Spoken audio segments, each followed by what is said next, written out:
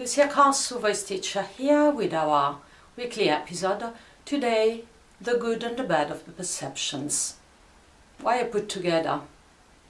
Because they can be the same thing in some sort, and sometimes they can revert. Perceptions, why do we have them? Because they guide us. They guide us to what change, to what do, to how to correct where we are, what the action that we have to do, how is it coming out, and they are of different kinds. What it means of different kinds? It means that first, for voices, all those things are very important, because what doesn't happen with other instruments is that when you change your state, when you change your thoughts, you don't have your guitar changing shape and being, how can I say, not anymore an instrument. For your piano, I hope it doesn't happen. For your drums, the same. For the voice, it happens. It happens because this instrument is so fantastic that it is at the same time the instrument you are shaping and maintaining and the instrument you are playing. So you are at the same time the instrument and the player. And this instrument has some different hierarchies that can be the ones that brings us on scene, or on composing, or on singing, or recording, touring, etc. But then also can be of other kind, the biological ones, as the survival, the dominant aspect of being into an environment and being the one controlling the environment, and the other that is mating, searching food, digesting the food, etc. And all those got into the plate when we sing and when we use the voice. We can say, oh, so unfortunate, the bad. But you can also say, so I can nuance this instrument with much more capacity of becoming nuanced, with something special, with something individual, with something new. Yeah, it's much more difficult to do that with a violin. This doesn't matter, you can do exactly everything you want or you have in mind, or every kind of craziness. Because as we are seeing with those episodes, we have some precise biological boundaries. That's why sometimes I said that it's like a horse, because we are two in some sort, two in the hierarchies, two in the training, treatment, maintenance and playing, and perception take a great place. Perception, sometimes when I ask you, you have the idea that they are your artistic goals, or what you hear in yourself as music existing, that somewhere, some of you, in my class quite often, you yet hear or dream about. And that's when you tell me they are about Justin Bieber or Lauryn Hill of the last time, they are in their flow. That is a good thing. Yeah, in some sort they were into their flow, but they were not only into their flow. Because if you get too much and only into your flow, in my experience happens that you can disconnect from the reality in which you are. And in my experience you have to resonate somewhere out of yourself to be effective, to be heard, to be understood, to be something.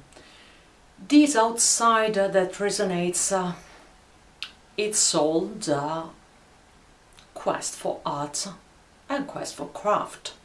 So we don't have one answer, and we will never have one answer, because it's all the time insights, different kind of people seeing different things, and then you there say, what?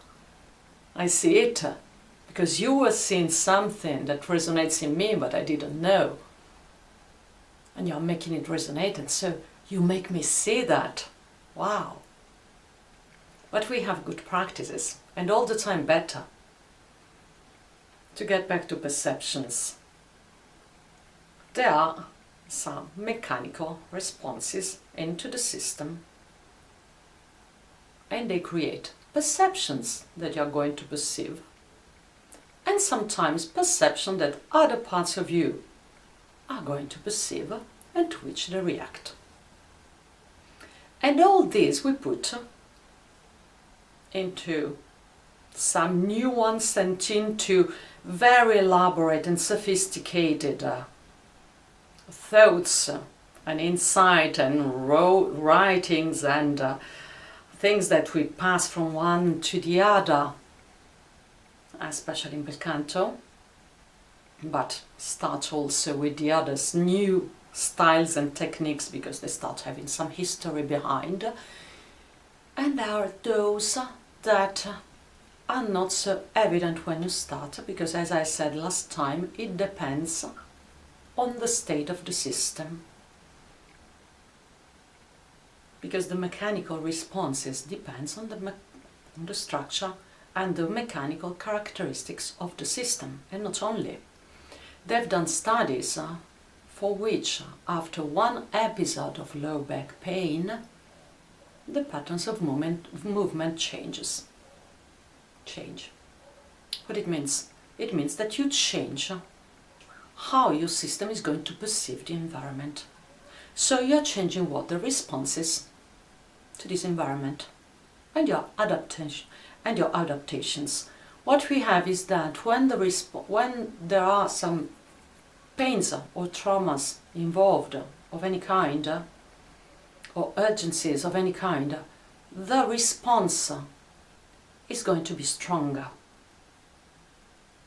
than the response to when nothing bad happens. How can we see that biologically? Do you remember? Sympathetic and parasympathetic system, why I get there? Because one of the things when we go really to the root of the voice, it's not all the voice, but if you really want to get to the root of the voice, we have two characteristics there. An inversion of biological priorities. First, if you want to move really the larynx muscles, as you remember, we have the superior laryngeal nerve and the recurrent, and they come from some cranial nerves and the vagus nerve. And the vagus nerve controls the parasympathetic. So in some sort, you cannot sing if you do not activate in some sort the parasympathetic system. The characteristic of the sympathetic system is that, and here there is a great misunderstanding in my view, and especially a great separation into the practices. And I work mostly with professionals and future professionals, meaning they really have to make the career, so they must be effective at different kind of styles, at different kind of energies, without suffering too much, without having a great problem into their voice by the fact that we are not equal all days, and we can be stressed out, we can be tired, we can be partially ill, we can be in different phases of our cycles when you are female gender, and is also from the mechanical properties, it changes something, meaning the hormones, they are not neutral into the system and the perceptive system, and you want to sing at your level, your pieces, your songs, without having too much problem. So why I say we separate? Because there is a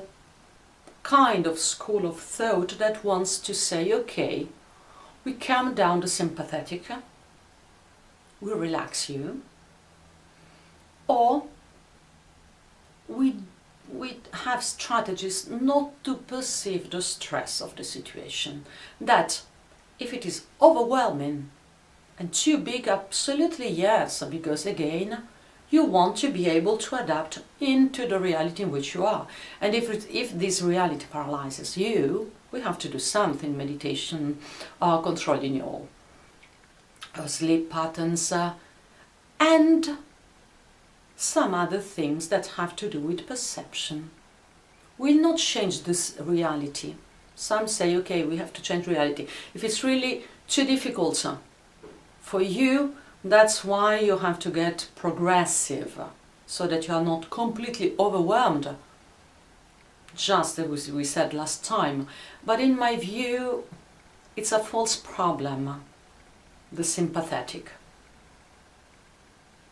Since you can calm down by activating the parasympathetic, as we said, all the research is about the parasympathetic system. But the fact is that, are you able, under stress, to activate the parasympathetic? Some yes, some no. So, what's how you train it?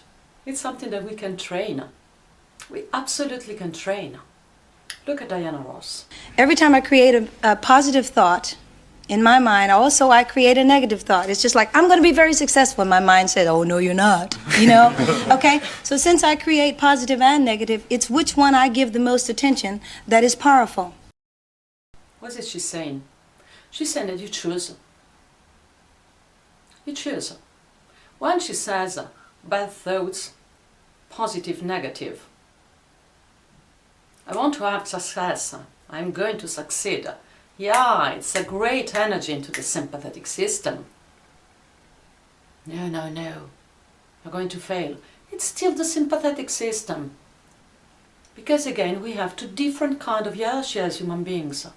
Singing, making art, love, meaningful, doing something satisfying, doing something we are passionate about, that has no common sense, into the other kind, that is survival, mating, domination, etc. And when we have the bad and the good, it depends also which system, if it is according to the system we are into. Also, when you activate the sympathetic, can be excitement, can be fear. It gets remaining excitement if you can activate the parasympathetic. One of the conditions to activate the parasympathetic: do not rely just on the sympathetic. Because as we said, the sympathetic is not equal to the parasympathetic. The sympathetic can override and block the parasympathetic. The sympathetic is the excitement or the fear. So too much excitement will block your voice. Too much fear will block your voice. How we train not to block the voice? We ask objective things.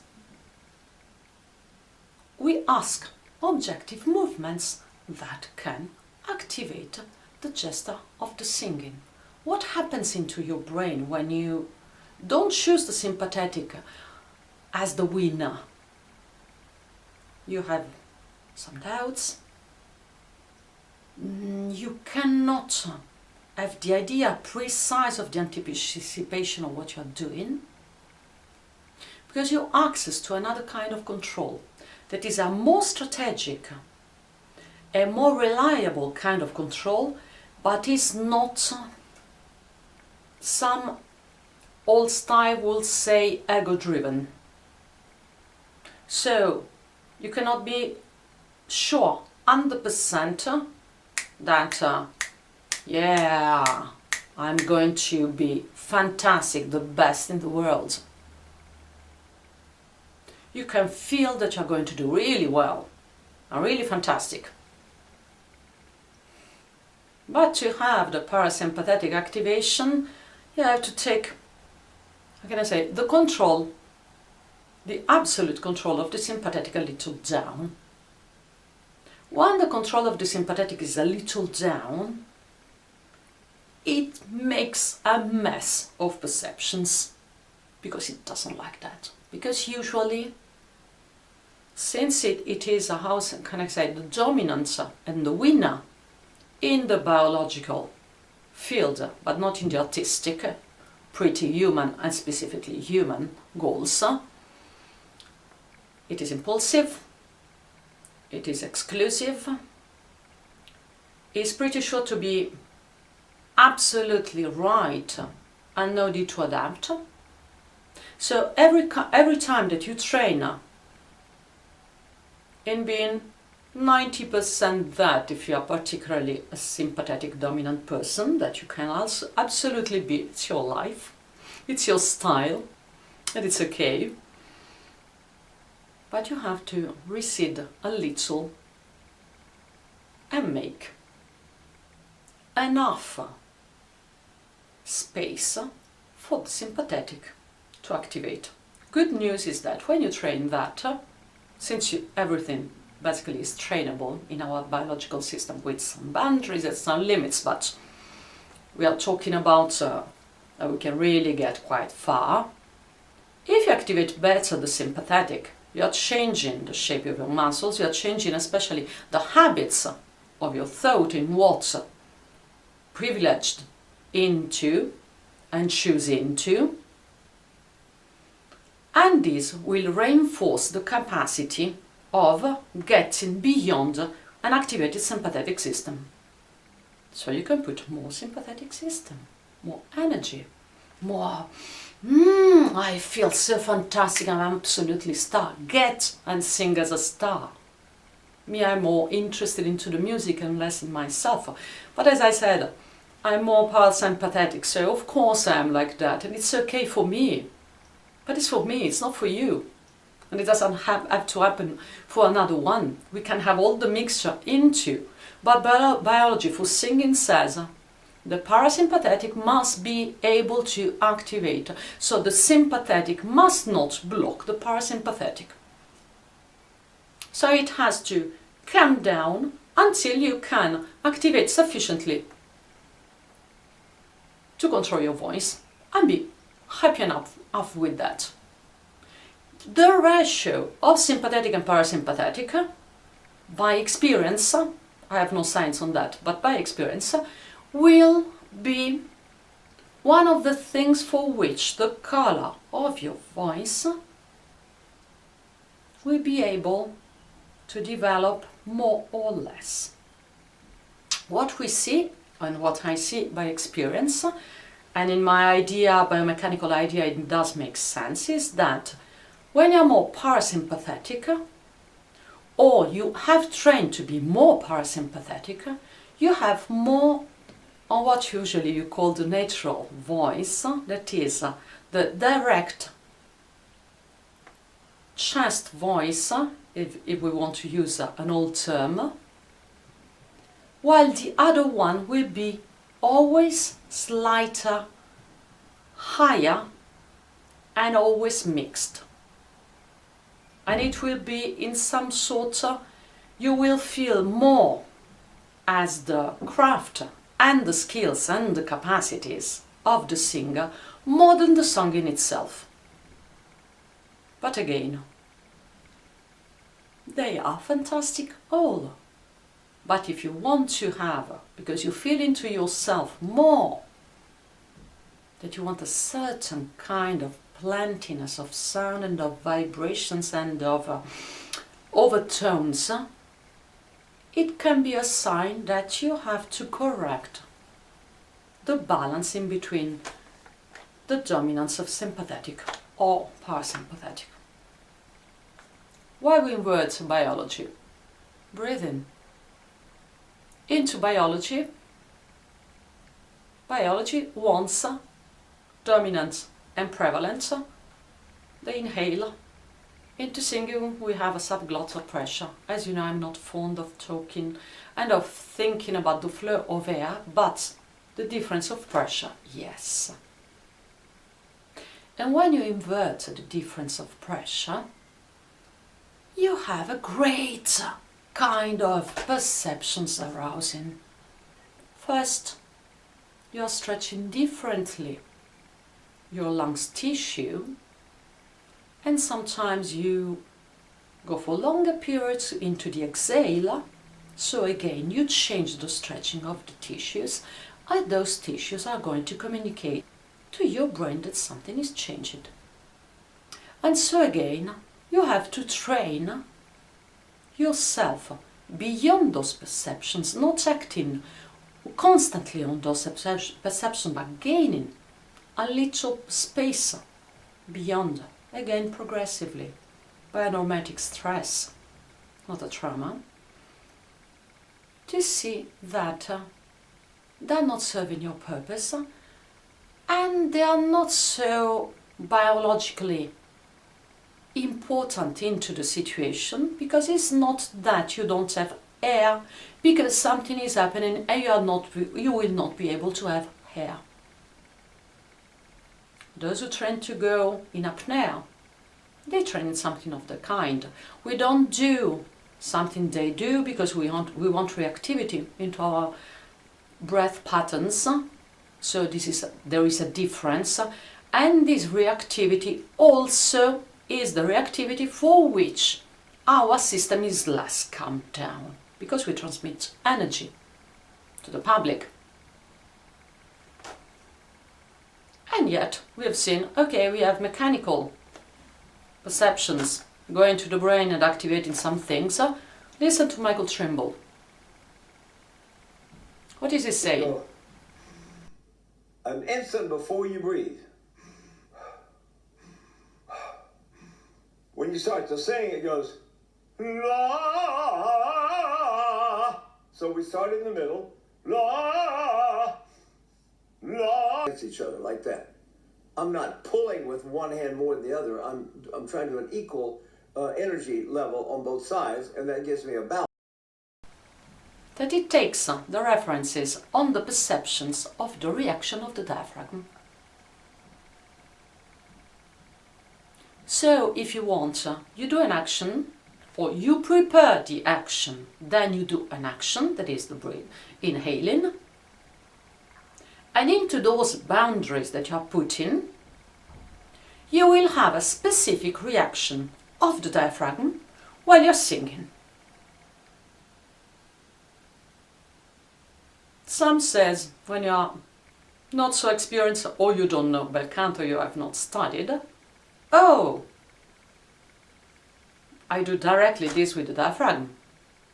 No, because it's not you that will activate those reactions. They are mechanical and biochemical reactions to the actions you are doing. And how you choose the actions you are doing? By choosing the perceptions that you really want to cherish and develop. And what we have to do with all the others, to ignore them, to put them on the side. But when we are overwhelmed, even if the voice goes on, I can't hear myself. Yeah, it happens all the time. Sometimes simply because you are overwhelmed. You do what? You don't try to hear yourself. Catastrophe. Really tragedy, yeah. Worst thing that you can ever do. You do those training things that you know have a sense. How you train them? While you're studying, with your teacher, putting some stress again into, and creating situations in which you control that some of those can get into reality.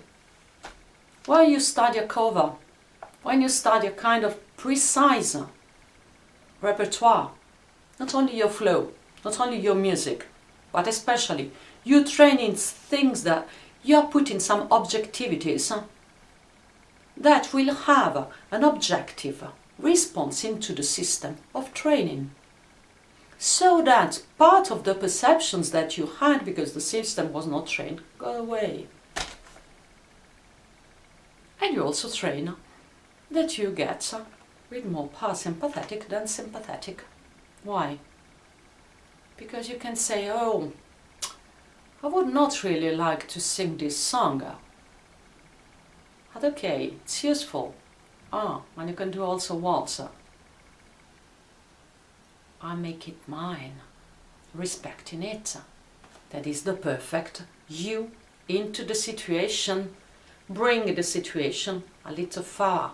But to do that, as we said last time, when you're just in your flow and you never practice into situation being also a part of the situation, sometimes you risk being delusional. Sometimes you know that you're not delusional. It's your bet. But if you want to be quite sure to get to the goal, in my experience, well, you get into this situation, or we can say also something else. Okay, what is the situation? Drummer, piano, guitar, and their sound. Okay, and I do something with them. But here there is the situation of the public. Can you put some of the perceptions of yours in common with the public? Why? Because you do something to move something in the public. So you must have some kind of perception together. And so you are one there and another piece is into here. That was the situation with the musicians. Oh, into your flow, you felt something. Outside you, we can say into the universe. We have so many perceptions and so many insights of things. I have some overtones that remind of something that you imagine being a sound of a precise thing that you've seen on another web. But yeah, I have those kind of things, and many musicians have those kind of things, or for colors, or for other kind of those things. And again, you put into. So it's true you're into your flow, but you're not into your flow closing yourself. That is the delusion. And when you're into yourself closing your delusion, sympathetic is one. Because the sympathetic is the one that defends yourself from the outside. And it puts a lot of energy defending yourself. And you're not effective. Because you're using a lot of energy to take away the perceptions in common with the outside, on which you could, how can I say, pointing to the good of them, not the bad that it brings you away, but the good of them. As Diana Ross says, it's a choice. It's a choice. Last point I wanted to say is that the ideas you have of the instrument, the ideas you have on how the instrument functions and what it requires, will shape what you're going to activate if you don't feel it. How can you say what it is activating? But what comes out? Because what comes out is the sum of what you think will be, and you need, and your habits, and your dynamics in the situation, and the situation talking to you while you're into. And this sometimes you are very defensive to recognize. It's normal to be in denial at the starting point sometimes, because you say, no, I made a cheesecake. No, it has come out of pizza. If it comes out of pizza, you made a pizza. There was nobody coming and doing the pizza for you. You made the pizza. That is also, you're powerful, as Diana Ross says. But you have to, and part of the training is, what am I doing that I can see just the, how can I say, the effect of, but I don't see myself doing it. And another great part of the training is getting to see at least some things of what you're doing. We will get practical. Every time I create a positive thought in my mind, also I create a negative thought. It's just like, I'm going to be very successful. And my mind said, oh, no, you're not, you know? Okay? So since I create positive and negative, it's which one I give the most attention that is powerful.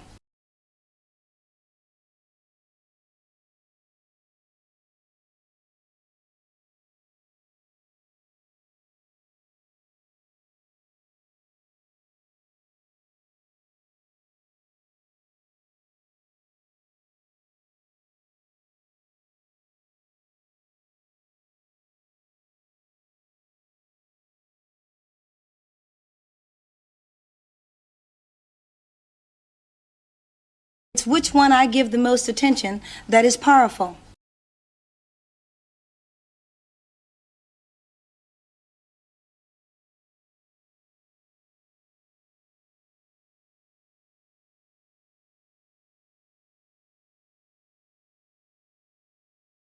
You go an instant before you breathe.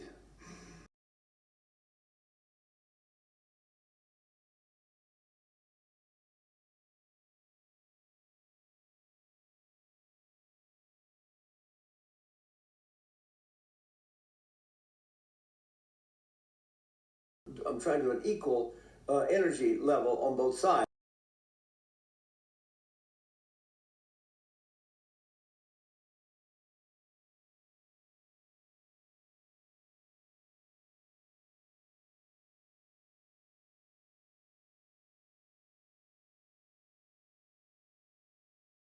Another recap.